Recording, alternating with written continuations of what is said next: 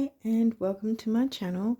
I'm up to the rising sign of Cancer rising, or I say Cancerian rising, whatever. And this is for the rest of December. Now I also have the other video already on my community tab at the top, the very top post. It's not a card reading, it's showing the different charts. And I recommend taking a look at that because there's a few aspects still to come, even though I'm a bit late again in the month to putting these up. There's still some aspects to, look at navigating that are still to come in this month. That because the whole idea of that particular video with the charts is to dovetail your reading so you get the best possible information to to make the best possible way through the month for yourself and perhaps others, depending on what's going on with you. Okay, so anyway, so there's my video on the community tab. And other than that, check out my pinned comment and a couple of links in the description box of this video that you might find interesting. So now let's jump into the cards and see what came through for you for December, for the rest of December. We're starting with Lilith. Oh, wow. My throat's going, so there might be a thing about communicating your truth. Lilith is about empowerment, individuality, not conforming, liberation. Let's just see what else. Hygeia. Gee. Oh my gosh. 3 in a row. Psyche. Cleaning up, like a health hygiene as the name suggests, but it's not just physical. It's, it can be emotional, social, any forms of what you could consider, what's holding you back or anything. And this Psyche is again about, are you allowing other people's opinions to hold you back? Lilith wouldn't allow that. So, that might be something. And again, Uranus wanting to break free. What? Pluto? Well, Pluto's not an asteroid, neither is Uranus. So we've got a couple of planets here. You have no houses and no signs yet. Okay, we'll see if anything comes through about about communicating, because my throat's going off right now. Pluto is giving me Lilith vibes as well, because there's the excavating and purging needed to clear the way for healthier environments. Wow, now we've got the full moon. Okay, the full moon coming up on the 15th is going to be in Sidereal Taurus, which is going to be in your 11th house of social circles, friends, hopes, wishes, dreams, goals. Pallas Athena, goodness. That's like 4 asteroids, not one single house or sign. Wow. This guy's not going to fit in, is it? I don't think so. No, I'll just have to put him in the next row. Okay, so we'll move these along. Looks like you've got some, I would say intense purging, really, because you've got the full moon here in Taurus, your 11th house, the Aquarian house. Like I said, friendships, social circles, groups, can be about online, internet. What's this? Mercury. Mercury's going to be in post shadow for the rest of the month, pretty much. And depending on when you see this, how you think, communicate, write, talk, and travel.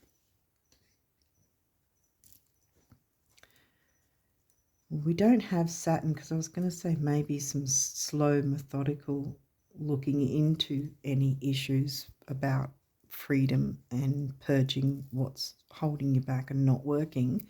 There's a lot of weighing up the pros and cons. Weighing things up takes time.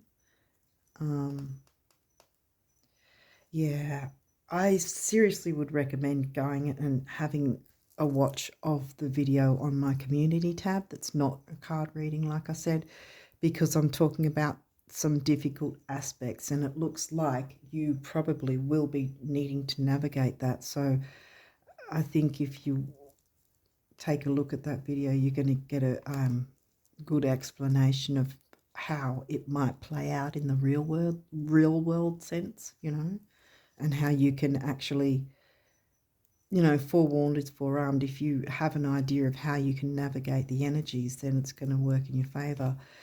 9th house, the Sag house, seeking, and that is in Pisces for you.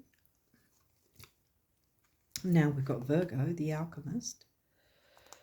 That's in your 3rd house, and here we've got the communication, the Gemini house. Mercury rules Virgo and Gemini. 12th house.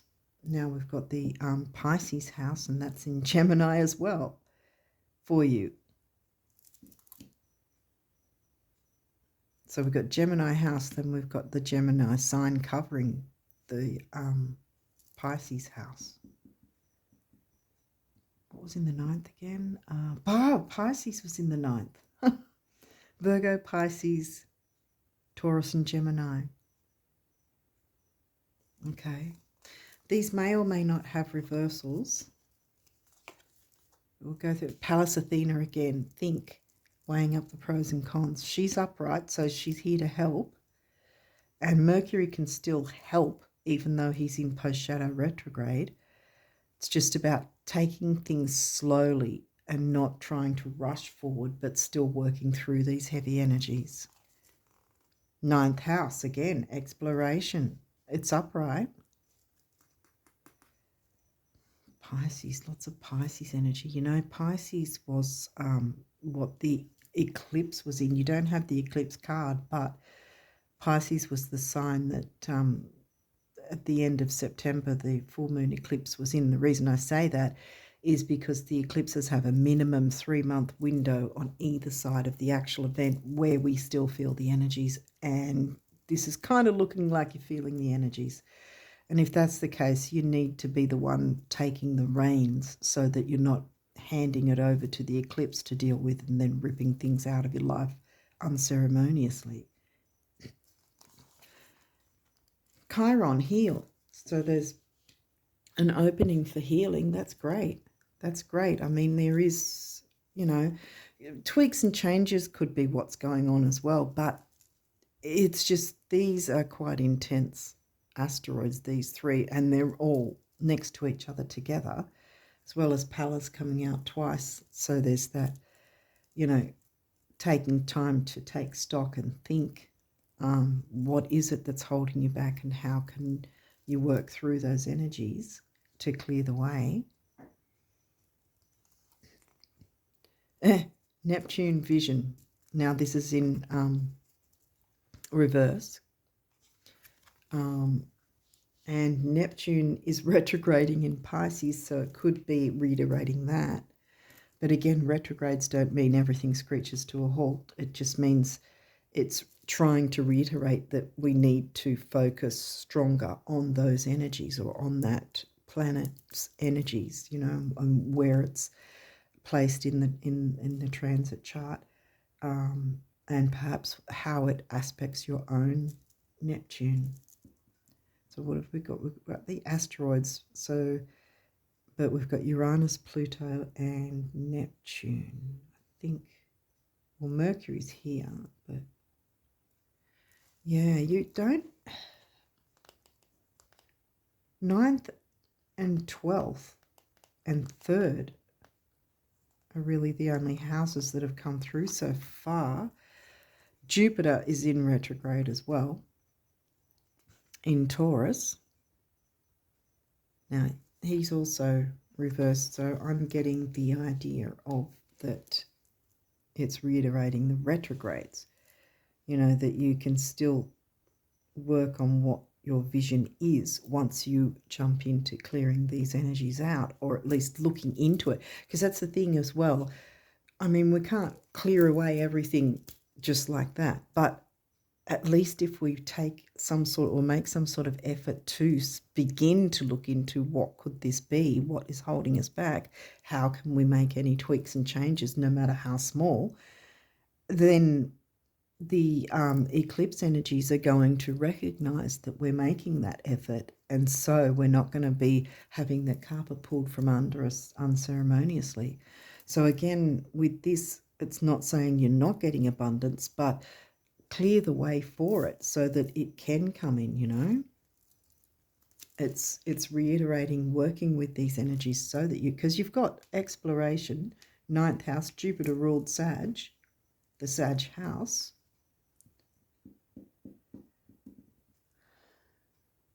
So yeah, I think it's not so much about not having what it's saying there. I think you can get a vision for what sort of abundance you're wanting in your future once you clear any issues. It might be doom scrolling on social media.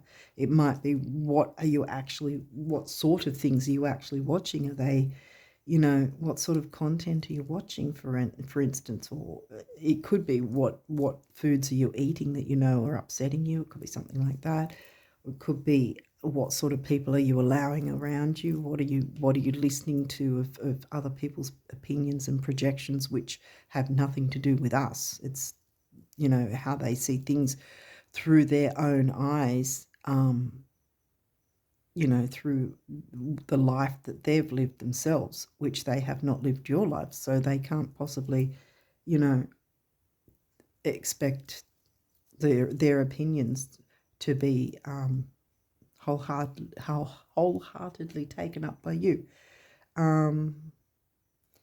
Hopefully this is making sense, but yeah, I'm sort of, I don't know, I feel like I'm flying through this for some reason. I don't know, maybe. So yeah, so now we've got the numerology cards, which say self-discipline, yeah, because there's some difficult energies I feel that is going to need, whoops, oh, I dropped it, hang on. It's going to need time. Where did it go? Oh, there it is. Difficult energies that are going to need a bit of time to, take into consideration what you, what sort of way you can go about clearing what you can, even if it's only small steps. It's still small steps in the right direction, isn't it? Doing, some work is better than none at all. And then we've got the base chakra, which is about grounding, stability, security, material stability and security as well. Heart chakra color, 4, the number of the builder. 1 is emotional vitality and personal power. 4 and 1 comes to a 5, which is freedom and change, which Lilith wants you to have freedom and change. We opened up with that. And 9th house, Sag, is all about freedom and expansion and growth and change. Spiritual career. We didn't get Saturn or the 10th. Maybe this might be about once you clear the negativity and other people's opinions and projections, it will then open the way for what vision you want for your abundance in the future, which may well have some form of a spiritual career as well for you that you can grab hold of and run with. So again, heart chakra color. 7, the mind and creativity. 8, money and stability. And then 7 and 8 is a 6, which is temporary opportunity, and it's also focus, detail, and dignity. And last but not least, environment. Yeah, the grounding. Like I said, grounding and stability. And we've got the green heart chakra and then the 2 colors of the heart chakra. And then we've got heart chakra again, an environment. What sort of, Yeah, this is a two-pronged thing. So what sort of environment are you allowing yourself to be in? Is there negativity? Is there difficulty? Is there a way that you can maneuver yourself out of that environment, or at least out of it for a certain amount of time, to give yourself that time to breathe, I guess.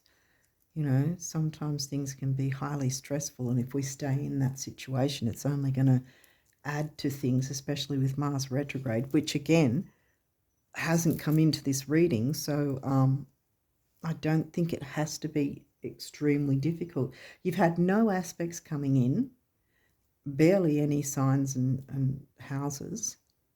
4 is the number of the builder, by the way, and 2 4s are an 8, which is again money and stability. So okay.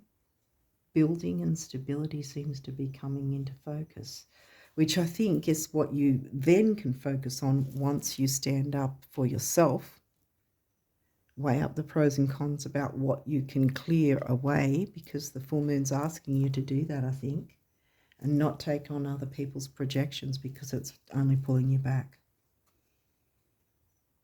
Step away, even if it's just for a few minutes, you know, give yourself that bit of free time if you can. Okay, abundance messages from the universe. Ever notice how when someone dreams of happiness, abundance, health, romance, or friendship, they never have to wonder if it's in their best interest?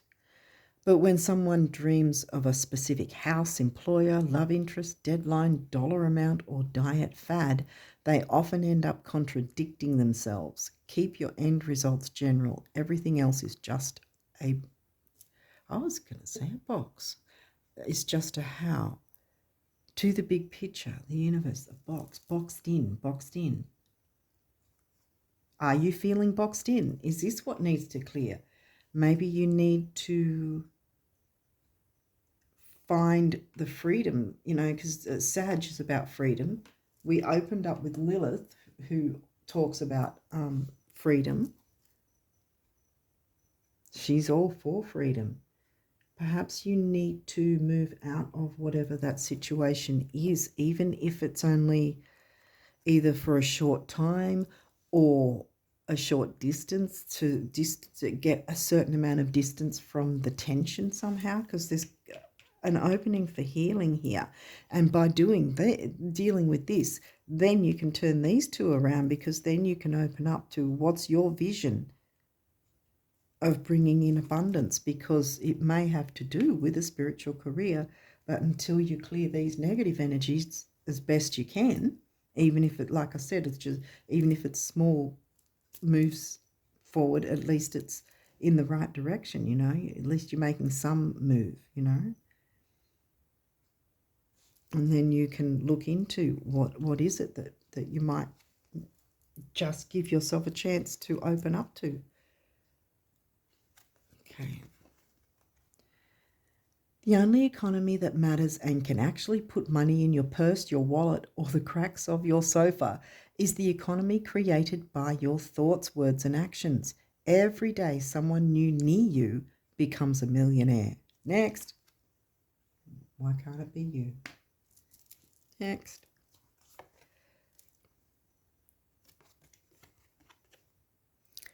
To find out how much you've truly been blessed with in terms of love, time, energy, talent, joy, abundance, confidence, intelligence, wit, or any other quality, substance, or dispensation, give of it.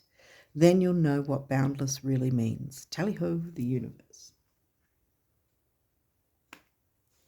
Okay, now we've got the guardian angel messages that fell on the floor before, so let's see what blessings. Love, light, blessings. Through this card, you are being showered with angelic light. Accept the blessings about to come your way and know that you deserve to be and have all your heart desires. You are being guided.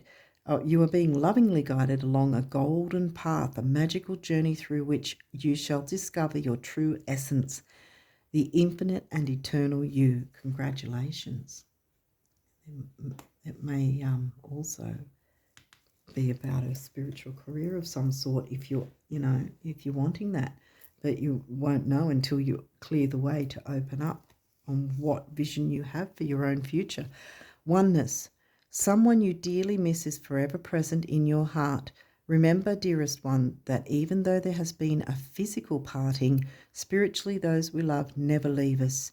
Creation is eternal. Nothing is ever truly missing, for all is interconnected and ultimately one. Balance.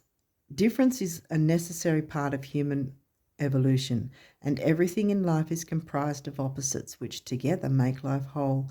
If you light a candle in a room already flooded with light, the light of your candle would be indistinguishable from the light which already exists. Because of darkness, we are able to perceive light. Both are necessary. See, environment. What are you allowing to be the environment around you? Judgment. Let go of your fear of being judged. Hygeia and Psyche. You are good enough. It is time to release all that you have kept safely locked away in your heart.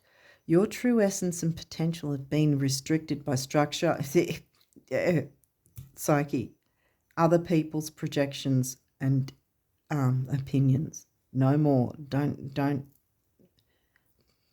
force yourself to live by others' standards. It is time to release all that you have kept safely locked away in your heart. Your true essence and potential have been restricted by structure and method for long enough. There is no right or wrong way. Just be you. Exactly.